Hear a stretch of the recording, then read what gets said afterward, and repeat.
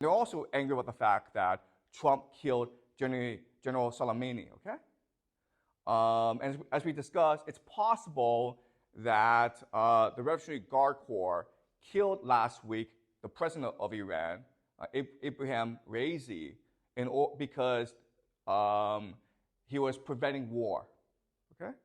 So they want war with the United States. So you see the map, right? You see the logic of this, where there are powerful forces in the United States pushing the United States towards war.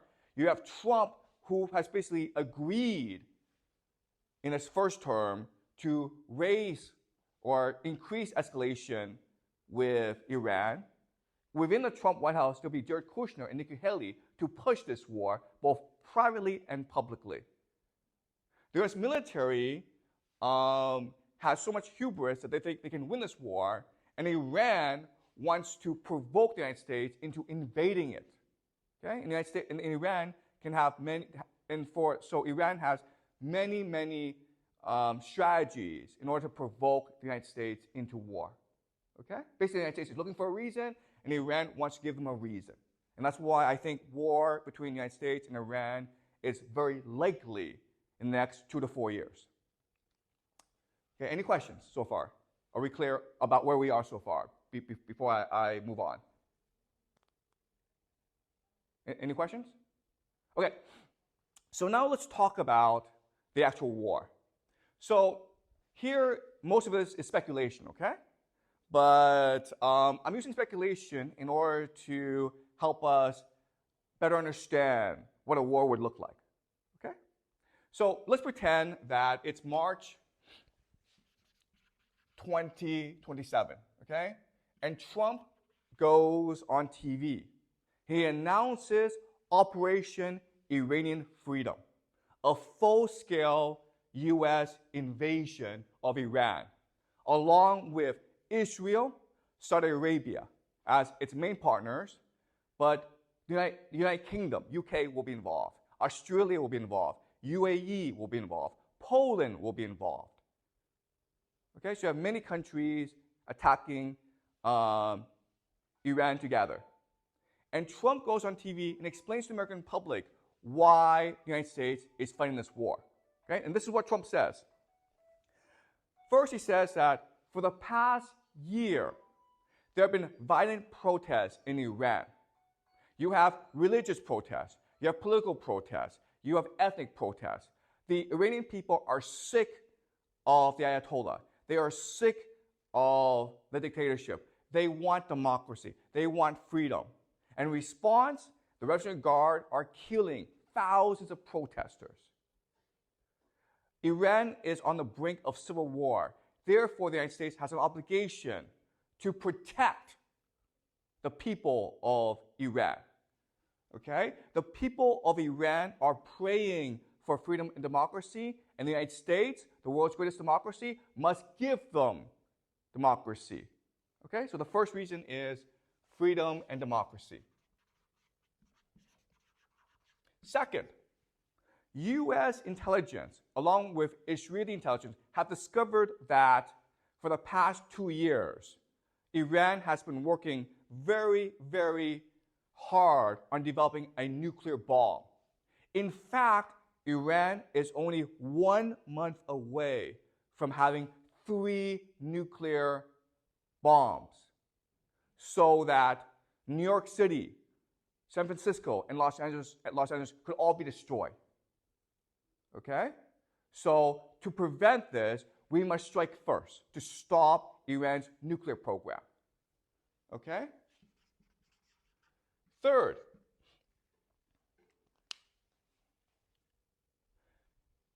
Iranian proxies, the Houthis, Hezbollah, many groups, have been disrupting shipping in the Middle East, in both the Red Sea and the Strait of Hormuz. 40% of the world's oil passes through that region, mainly to East Asia, China, Japan, South Korea. Our global prosperity is at stake. We must go to war to protect these shipping lanes and ensure that the oil goes to China, Japan, and South Korea so that they can continue their economic prosperity. So the United States, as the world hegemon, has a responsibility to protect global prosperity. Okay? 4, Iran has been launching attacks against our allies, Saudi Arabia and Israel. Hezbollah has been violently attacking Israel, killing dozens of Israelis, innocent Israelis. The Houthis have been attacking Saudi Arabia oil fields, damaging the economy. We have an obligation to protect our allies, our friends in the Middle East, okay? And the last reason is we know for a fact that the Iranian Revolutionary Guard Corps is a sponsor of terrorism. Last week in a mall, there were gunmen who went and killed 107 people. Our intelligence says that it was most definitely an Iranian operation. Okay? So for these 5 reasons, we have decided to invade Iran. But don't worry, this invasion will be successful because we have a lot of allies. The UK, Israel, Saudi Arabia, all friends will be part of this operation. Our special forces are already in the country looking for their air bases and their missiles. We can knock them out at the beginning of the war. Also, we have been in contact with Iranian opposition groups. They want to overthrow the regime. And when we help them, they will install democracy in the country. Our American military is the greatest in the world. In 1991, our military defeated Saddam Hussein in 100 hours. In 2003, our military defeated Saddam Hussein in less than 3 weeks. To prove that we are the greatest in the world, we will defeat Iran in only 2 weeks. So do not worry. We will be strong in protecting democracy, freedom, and global prosperity. Okay? So that's what Donald Trump will say to the people of the United States. Okay? And of course, you're going to have large-scale protests throughout the country opposing this war. But most people in the country will support this war. Okay? All right.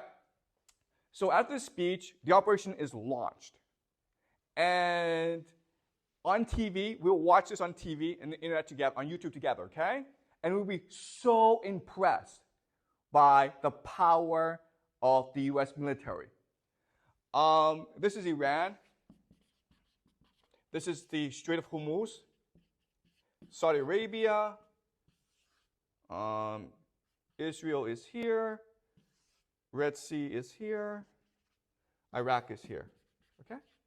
So, in the Strait of Hormuz comes the USS Gerald R. Ford. It's a $13 billion super carrier.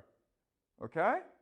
This thing is designed to destroy countries. It is now prowling the Strait of Hormuz to ensure that shipping is safe. America establishes air supremacy very quickly, okay? Meaning that it has complete control over the skies. Nothing can move in the skies without America detection, okay? And then a massive invasion force is sent to Iran in the south. 100,000 US troops land. Maybe 200,000 Saudi Arabia troops land, okay? Maybe you have 300,000 to 500,000 troops in Iran. And they are about to strike Tehran in the north, okay? So in the south, the United States and its allies have established a foothold. They have a huge presence in the country, and they're about to attack Tehran, okay? All right. Do you understand what has happened? Okay. Now I want to ask you this question. At this point, I think the war has been decided. Who has won the war? America has established air supremacy. It controls the skies. U.S. Navy controls the seas. You have 100,000 U.S. troops in country ready to strike Tehran. The war has been decided. Who has won the war?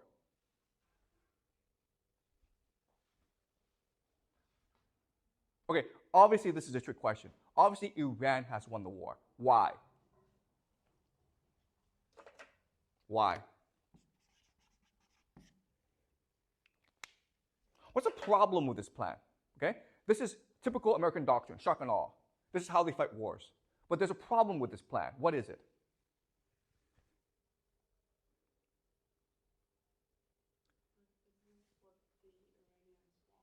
Why would the Iranians want this?